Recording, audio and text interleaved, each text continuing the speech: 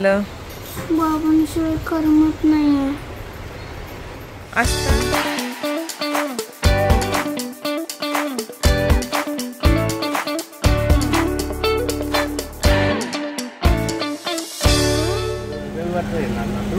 हाँ फोन करें तुम्ही पोहोचल्यावर मला फोन करा पाठवून देते। हाँ ठीक है चालेल चालेल हाँ ठीक है पोहोचल्यावर फोन करा। जस्ट आता तुम्ही बघितलात की बाबांना मी गाडीमध्ये बसवलं। आता ते ताईंच्याकडे गेलेत आणि तिथून ते गावी जाणार आहेत। गावी अशासाठी की तिकडे एक साखर कारखाना आहे तर त्याची जी आहे निवडणूक तर मग ज्यांचे शेअर्स आहेत तर ते लोक चाललेले आहेत। प्लस गावाकडच्या घराचं जसं म्हटलं की रिनोव्हेशनचं काम आहे मग ते पण त्यांना बघायचं आहे आणि खूप दिवस झाले ते गावी वगैरे गेलेले नाही आहेत बाबा। म्हणायला लागले त्यानिमित्तानं सगळे भेटतील पण आणि थोडासा चेंज पण होईल आणि त्यामुळे मी जाऊन येतो।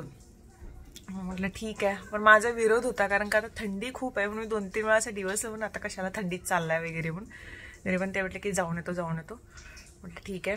आणि एक गोष्ट अशी झाली की जाताना मगाशी म्हणजे आरो स्कूलला तर पाणी बहुतेक वाया चाललंय की काय म्हणजे जाताना असं झालं की आरो स्कूलला जात होता त्यावेळेला आणि त्याच वेळेला मी बाबांना म्हणजे पाठवणार होते गाडीत बसवणार होते ताईंच्याकडे जाण्यासाठी। तर मग आरो काय म्हणायला लागले बाबांना बाबा तुम्ही कशाला चाललाय आणि मला करमत नाही तुमच्याशिवाय म्हणून। मग आम्ही दोघं पण असं एकमेकांच्या तोंडाकडे बघत होतो। मग बाबा पण म्हणायला लागले की येतो रे 4-5 दिवसात येतो काम आहे म्हणून चालले। मग असं नंतर वाटलं की छान म्हणजे आजोबा नातवाचं जे बॉन्डिंग आहे ते खूप चांगलं आहे आणि प्रत्येक घरात असायला हवं। ओके चला आता मागासपासून मी आणि सचिन दोघं पण घरातच आहोत पण कसं होतं की घरातल्या माणसांची अशी सवय लागली असं आता समजा की एका दिवसासाठी ताईंच्याकडे वगैरे कधी कधी भेटायला जातं तर तेव्हा माहिती असते की संध्याकाळी येणार पण ते एक मनात असतं की आता 5-6 दिवस नाही आहेत तर ते ह्यांना पण 2-3 वाटलं मागापासून कसं तरीच वाटायला लागलं रिकामी वाटायला लागले आणि मी म्हटलं फोन करूया आणि राहू देत तुम्ही गावाकडे जायचं नाही या म्हणून असं ते डोक्यात असं ह्यांना बोलून पण दाखवलं ते पण हसायला लागले की किती असं हे होऊन जातं। तर आता थोडंसं काम आहे कुठलं तर ज्या साड्या 2 आहेत प्रमोशनला आलेल्या तर त्यांच्यावरचे काही फोटोग्राफ क्लिक करायचे तर एक छोटासा मेकअप लुक मी शेअर करणार आहे। साडी आहे त्यांचे डिटेल्स पण मी देईन तुम्हाला इंस्टाग्रामवरती तुम्हाला सगळं म्हणजे पेजेसचे डिटेल। सगळ्यात तर आधी मी एक्सायटेड आहे हा ट्रान्सफर प्रूफ मेकअप दाखवण्यासाठी। जराही मेकअप बाहेर येणार नाही स्वेट प्रूफ आहे आणि ट्रान्सफर प्रूफ आहे अजिबात त्या टिश्यूवरती सुद्धा येत नाही जसं तुम्ही बघता। तर हे मेकअपचे काही तुम्हाला जे मी हॅक सांगणार आहे आजच्या व्हिडिओमध्ये। तर सगळ्यात अगोदर मी सिरम प्लस फाउंडेशन अप्लाय करते। CTM रुटीन झाल्यानंतर हे फाउंडेशन जे आहे ते अप्लाय केल्यानंतर मी NYBayचा मॅट सेटिंग स्प्रे जो आहे तो मारणार आहे ज्याच्यामुळे काय होईल फाउंडेशन हे लॉंग लास्टिंग सुद्धा राहील आणि हा मेकअप माझा इंटॅक्ट राहील खूप काळासाठी लॉंग लास्टिंग राहील। तर मग मी सेटिंग स्प्रे अप्लाय केल्यानंतर स्पॉन्जच्या मदतीने मी डॅब करून चेहऱ्यामध्ये मुरवते इव्हनली स्प्रेड झालेले जसं तुम्ही बघत आहात। त्याच्यानंतर मी स्ट्रोब क्रीम जी आहे ती मी चिकबोनवरती अप्लाय केले। त्यानंतर हे ब्लश जे आहे ते मी अप्लाय करते आहे। सगळ्या प्रॉडक्टचे डिटेल्स मी देईनच डिस्क्रिप्शनमध्ये। आयब्रो सेट करून घेतलेले आहेत त्याच्यानंतर मी आय शॅडो जे आहे तेही अप्लाय करते। इथे मी तुम्हाला मेकअप जास्त वेळ कसा राहील हे सांगणार त्यामुळे काही मेकअपचे जे स्टेप आहे ते मी फास्ट फॉरवर्ड केलेले आहे। काजलसुद्धा मी अप्लाय केलेला आहे आणि त्याच्यानंतर लिपस्टिक जे आहे 5-in-1 त्यातली एक जी शेड मला या साडीवरती जायलाशी वाटली ती वापरते। आता मी सगळ्यात बेस्ट तुम्हाला हॅक सांगू का मेकअप झाल्यानंतर हा जो मॅट सेटिंग स्प्रे आहे NYBayचा तर तो मी फवारलेला आहे आणि त्याच्यानंतर मग मी स्पॉन्जच्या मदतीने तो डॅब केले। तुम्ही बघताय इतका छान मस्त मेकअप दिसतोय आणि त्याच्यानंतर मी तुम्हाला ही टिश्यू पेपर टेस्ट जी आहे ती करून दाखवते। मेकअप जरासुद्धा बाहेर येणार नाही खूप साऱ्या फंक्शनसाठी येणारं तुम्ही वापरू शकता फोटोशूटसाठी असू दे किंवा अजून काही कार्यक्रम असू देत लॉंग लास्टिंग तरी राहतो त्यासोबतच ग्लोवी आणि ड्यूवीसुद्धा दिसतो जसं तुम्ही बघताय।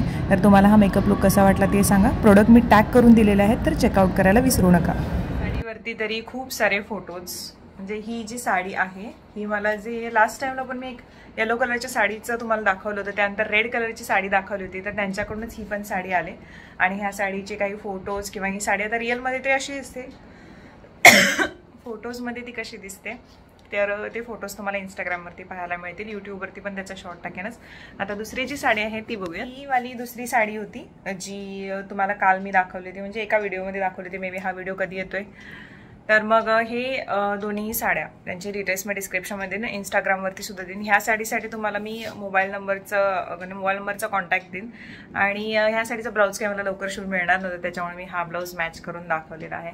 फोटो साईडला बघताय तुम्ही, खूप सुंदर साडी आहे आणि खूप डार्क कलर आहे त्याच्यामुळे खूप उठून दिसते. थंडीचा महिना आता सुरू होतोय आणि हो, मुलांसाठी पौष्टिक खाद्य आपण तयार करतोच. कडधान्य खाल्लेली उत्तम आहेत.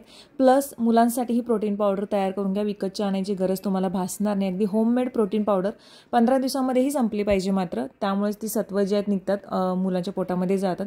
कारण बाकीचे प्रोटीन पावडर आम्ही जे घेऊन येतो ते प्रिझर्वेटिव्ह घातलेले असतात, त्यामुळे ही तयार करून ठेवते मी नेहमी, ज्याच्यामध्ये मी अक्रोड, बदाम, काजू, त्याच्यानंतर शेंगदाणे घेतलेले आहेत आणि पिस्तासुद्धा घेतलेले आहेत. सगळे समप्रमाणात घेतलेले आहेत मी आणि हे चांगले खरपूस होईपर्यंत भाजणार आहे. यामध्ये सगळे आवश्यक असलेले घटक आहेत मुलांच्या वाढीसाठी. कारण आता आरवचं जे वय आहे ते म्हणजे टीन एजकडे झुकण्याचं वय आणि ह्या एजमध्ये मुलांची पौष्टिक म्हणजे मुलांच्या शरीरासाठी जे पौष्टिक खाद्य असेल ते जेवढं आपण पुरवू तेवढे मुलांचं ब्रेन चांगलं वाढतं. म्हणजे ब्रेनमधील जे फंक्शन्स किंवा मुलांची वाढ किंवा ज्या काही गोष्टी लागतात त्यांच्या शरीरवाढीसाठी, अगदी सुदृढ शरीरवाढीसाठी, तर त्या सगळ्या गोष्टी या ड्रायफ्रूट्समधून मिळतील त्याला.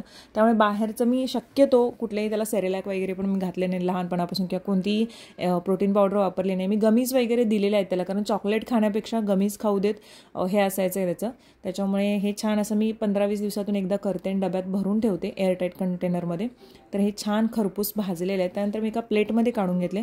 त्यानंतर भोपळ्याच्या ज्या बी आहेत त्यासुद्धा घेतल्यात, कारण ह्याही खूप चांगल्या पौष्टिक असतात शरीरासाठी, तर त्याही अगदी 1-2 मिनटं परतून घेतलेल्या आहेत. त्यानंतर हे सगळे ड्रायफ्रूट्स मी थंड करायला ठेवले आणि त्याच्यानंतर मिक्सरला मी अगदी बारीक वाटून घेतलेत आणि ते 2-2 म्हणजे 30-30 सेकंडसाठी ते फिरवायचं आणि 1-2 मिनटामध्ये ते होऊन जातं. कंटिन्युअसली फिरवलात ना तर अगदी तेल निघू शकतं त्याचं. त्यामुळे थोड्या वेळाने तुम्ही ते फिरवू शकता, गिरकी घेऊ शकता. 30 सेकंदला 15 सेकंदला अशी गिरकी घ्यायची. प्रोटीन पावडर आता ही तयार आहे. म्हणायला लागले आरो म्हणायला लागले स्वागत करा, येतो कोण नाही, माझ्याशी बोलायला कोण नाही, कशाला गेले बाबा, बोलाव. सकाळी भेटून पाया पडाय नाही तसंच पळालंय. नाही आता म्हणायला लागले कशाला जायला पाहिजे गावाला, इकडे बोलवा त्यांना. ठीक आहे, येतो 5-6 दिवसात मग. हा बोल की. आज लवकर आला नाही रे. शनिवार ना. शनिवार. ते व्हिडिओ कॉल करतो, थांब. काळजी घ्या. तू करतोस. काळजी घ्या. काळजी घेतो. व्हिडिओ कॉल हा. काय काळजी घेऊ. हा. व्हिडिओ कॉल करतो, थांब. काय एवढी आठवणी आला घरी रे बाबांची. कसं काय ते असताना नुसतं भांडत बसतोस, त्यांना टीव्ही बघायला देत नाहीस, काय नाही, तर बरं तुला आठवणी यायला लागले. ते असते की तुझं माझं जमेन आणि तुझ्याहून कमी, त्यातला प्रकार आहे.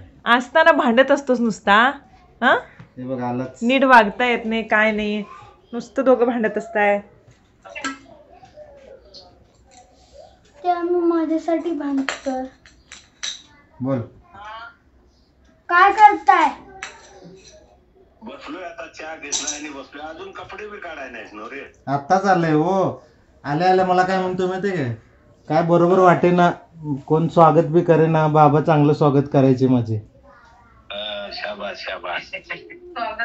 स्वागत म्हणजे आल्या त्याला चांगलं बोललं पाहिजे. नाही तू मम्मीला सुद्धा आवडीनं सांगतोय, तिनं ढकललं का नाही, तुला काय कळलं झालंय हो घरात. हो खरं की धनश्री बी म्हणायला लागल्या वरनं कसला आवाज येईना, काय येईना, बाबा असलं की जरा येतोय आवाज इकडनं तिकडनं, खॉक ही काहीतरी करीत असतात. तेच असतंय. केव्हा आठवण येते, असतंय तेव्हा राग येतोय, नसलं की आठवण येते. असंच असतंय, ते एक शास्त्रच आहे ते. मला म्हणायला लागले, मला कधी राग येतो त्यांचा. मला म्हणायला लागले ते माझ्यासाठी होतं वाक्य. मला का आता वाईट होतं, आयता चहा मिळायचा, जेवण मिळायचं, टायमावर कपडा लत्ता धुवून मिळायचा, काय वाईट होतं. अरे काय म्हणतो माहिती काय, आरो काय म्हणतो माहिती काय, शाळेला जाताना बाबा गेलेत कारण अजिबात कमी ना झालंय. काही नाही, त्याच्यात जरा लक्ष दे. वाईट खेळता वेळता पोरातनं कुठं पडेल आणि काय होईल. आणि झोपल्याचा तर तर्कज्ञान झोपा, व्यवस्थित वर खाली कडे हे करून जरा खोडणं झालं तर जागा व्हायचं, असे शास्त्र आहे ते. खाली झोपते ते बारी गिरी हे असते. लय लोक हे आहेत आता, काय मी उभं होतो इकडं तिकडं दारात घरात सारखं, म्हणून ते काय चालायचं खूपच होत. ठीक आहे. धनुश्री काय करा ते बाळकेडेकर म्हणाल तर घेतले बाबा चपात्या काय घेऊ नको. ड्रायव्हर वगैरे ठीक आहे बघू. आता ते येतील यशवा बी येईल ते बाया बिया सगळी येणार. आता ती म्हणणार बाबा मग चल. बर ते काहीतरी करा कारण तिला त्रास देऊ नको सर. पहिली गाडी मालच तेवढे हे करणार. ठीक आहे घ्या, पोहोचल्यावर फोन करा. हा हा हा ठीक आहे. ठीक आहे ठीक आहे. बाबांशिवाय करमत नाहीये. असतात तेव्हा भांडतोस. टीव्ही बघायला देत नाहीस, त्यांना मॅच बघायची असते. किती दंगा असतोय दोघांचा, आणि आता करमत नाही. ते आम्हाला मजा येते. त्यांच्यासोबत थोडं खेळायला तरी व्हायचं. काय खेळत होतास तू बाबांच्या बरोबर कधी? असंच म्हणजे काय तरी वगैरे. तर फोन करजा ना, फोनवरनं बोलू शकतोस की बाबांशी. कारण ते खऱ्यामध्ये केलं तर मग फायदा असतो ना त्याचा. खऱ्यामध्ये म्हणजे रिअल मध्ये केलं तरच फायदा असतो ना. रिअल मध्येच फोन करणार की. रिअल म्हणजे माझ्या समोर बोलतो मी. मग तू पण जायचं होतास बाबांच्या बरोबर गावी. नाही. त्याचा आता अभ्यास झाला आणि आता मला वाटते शाळेतून आल्यापासून कितीतरी वेळा त्यांना आठवण काढलं बाबांची. तर काय करायचं ह्या पोराचं.